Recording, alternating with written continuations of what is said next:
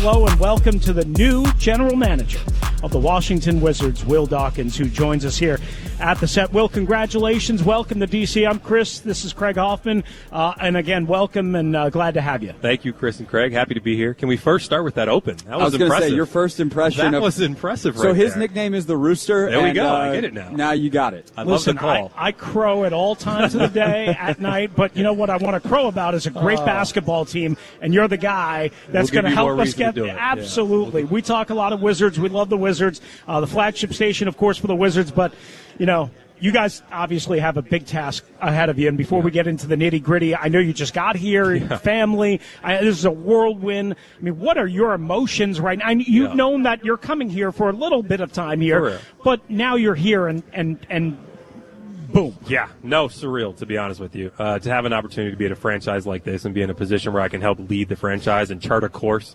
that can give something the city's proud about. And this is such a great basketball city. From everyone I've talked to, we've had a ton of players in Oklahoma City from this area, a ton of staff as well. So I feel pretty familiar with the DMV area in that sense. So I'm excited to get rolling. We're not sure what we're getting ourselves into. We got to sit down. We got to learn and figure it out. But we will charter a plan to make sure that we're giving you guys the product on the floor, but also in the community that you're proud of. I have to selfishly ask something real quick, because you mentioned a couple different places that were really important to you along the way. South Carolina somewhere in there? I'm a Greenville, South Carolina guy myself. So what's kind of the Will Dawkins path here? Everyone knows Oklahoma City, now you're here, but like, where are you from? Who's Will Dawkins? My dad will be especially happy that you asked that question. Okay. You're welcome, Pops.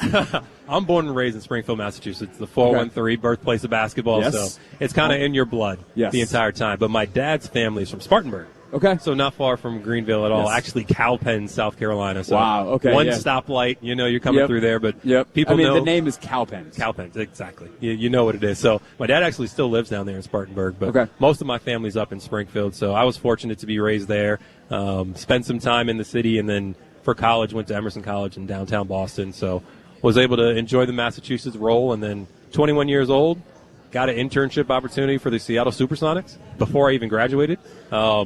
Sam Presti, who was the GM in Seattle and then obviously in Oklahoma City, we worked together for 15 years, played at Emerson College under my coach. And he called my coach when he first got the job in Seattle and said, hey, I don't know what I'm doing right now. I don't know how many people I have, but I need a grunt intern I can just run into the ground. Do you have anyone? And he was like, yep, I got just the guy, and sent me out there. And I literally tried to do anything I could to stay. And once I got my foot in the door, just enjoy and learn and grow. And from there, we were there for 4 months, moved to Oklahoma City, and kind of the rest was history from there. You know, you hear so many stories of perseverance like that, and we've all had to grind our way in our individual careers. What did you learn along the way, not about basketball, but about yourself? Oh, habits, professional habits. Things aren't going to come easy to you. You're going to have some ups, some downs, some setbacks, but everything that you do and you go through prepares you for the next step. And it's hard to realize that when you're young and you're ambitious and you're going through it and you make a mistake and you live on it. But the importance is to realize what happened, reflect on it, make sure you're better and kind of grow from it. So when you're young, you want to go, do everything, and you learn that's really not the pace that you got to go at. And you learn different ways to move and maneuver and make sure that you have other plans in place. So I did everything, man. I washed clothes. I drove guys around. I sat at the airport till 3 a.m. when flights are delayed on the West Coast coming to Seattle, and did it with a smile on my face. Went and got food, brought notes in, took notes, and then you slide a DVD and oh, is this the game you're looking for? Can I watch it with you? Oh, I can? And then you start talking basketball. I'm like, hey, this kid kind of knows what he's doing a little bit. So found my way in there, and then just didn't let him kick me out, to be honest. Was there a moment, you say you did it with a smile on your face.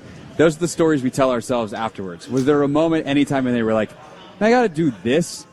And where you look back now and maybe that's a formative moment in any kind of way? In my head or out loud? In your head. Oh, in my head a lot. You're the general manager now of an NBA basketball team. You're clearly smart enough not to say it out loud. In my head, I would say back then we didn't have the apps where you can just check and see where the flights are coming in. Yeah, flight aware. So I would have to go to a hotel, look at the click on email and go online and try to track the flights in there, and then drive back to the hotel and try to communicate with the players coming in. It was a lot. It wasn't fun. And then you get to the hotel at 3, 4 a.m. when you're done, and you got to be back in the office at 6 with a smile on your face, they're putting you through it, but at the end of the day, it was all worth it. In those moments, though, are you like, this is my path to being an NBA general manager, or are you like, this is how I make sure that I have dinner tonight? It wasn't about dinner. It wasn't about dinner. I was one of those weird guys that saw someone come from a Division III college and become a general manager by doing these things, and it was like, whatever you got to do now to invest in yourself and play the big picture, I always thought that way. I was probably selfish and wanted it super early, and I'm very fortunate to get it, but the ambition was rooted not in finances or money. It was like, what's the goal here? And the goal was always to do that. And now you've reached this goal, and hopefully it will obviously go well. What's the biggest influence on you would be Sam, or would it be a family member? Yeah, I think professionally, for sure, Sam Presti. Decent the innovative mind that he has, the high-level work ethic, but the willingness to come and think through step 1, 2, and 3, and then step 3, 4, and 5 off of those. You're prepared for everything. Having a plan for a plan. For a plan. For a plan. And that really, really helped me, but also relationship building and how we're able to talk to players and be honest with them, and then you usually get more out of that and building up the networks. But through basketball, I've had a ton. Troy Weaver, who's a D.C. guy, Rich Cho, who was the assistant GM when I first got to Seattle, Rob Hennigan, all these guys were assistant GMs, and I saw it and left and became general manager of their own team. So that stuff was helpful. I still lean on those guys today, but really my mom, my dad, my parents were always there for me. They supported me. Were at all of my basketball games, kept me up. My dad is like the reason I went to Emerson College. He had a conversation with Coach Smith, and he said what he can do for me and the way he developed me as a man, and I'm fortunate that I listened. I'm putting air quotes on that. Yeah. I listened to go to Emerson College. You listened enough. I was told, but he told me the right thing, so I owe my parents everything. And they're great with their faith and how they are as parents and led me in the right direction, so I've been blessed. New Wizards GM Will Dawkins here with us live. Craig Hoffman, I'm Chris Russell, District D, here outside of Capital One Arena as we welcome in the new brass and really a new day and a new era for Washington Wizards basketball, and of course on your flagship station for the Wizards. So, you guys were asked a bunch of initial questions, and again, we all understand that you guys are just kind of getting going here, and that there's a process in place. But in Oklahoma City, you guys had to tear it apart and rebuild it and build it back up again. Yeah. Is that what you think is your basketball DNA when you take over a situation like this? Is, hey, the only way I know how to build something is to build it from the ground up, or is there a different way to build it, different levels? I think everything is different. And I will push back a little bit in saying that that's like the only way we did it in Oklahoma City, because we were very, very fortunate and blessed to get a player like Kevin Durant, a generational player right away. You stack Russell Westbrook and those guys, James Harden on top of that. We were very fortunate, took off really, really quickly.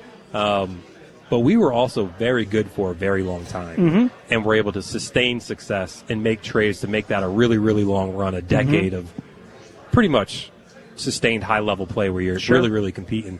So you learn through that, like how to tweak, how to add, how to find an all-star player and turn them into this, how to add when you just have one star. So I've been able to see and do a lot. Right. And then recently, the restart. Yeah, I guess that's what I meant, the for restart. That, we've seen a lot. We've been able to sustain, been able to build, been able to grow from the ground up. So there's a lot of ways to skin the cat. I will say this, once Michael and I and Travis and the decision makers that we have here get in a room, we'll come up with whatever the best plan is, whether that's to do it 1 year, 2 years, build it out.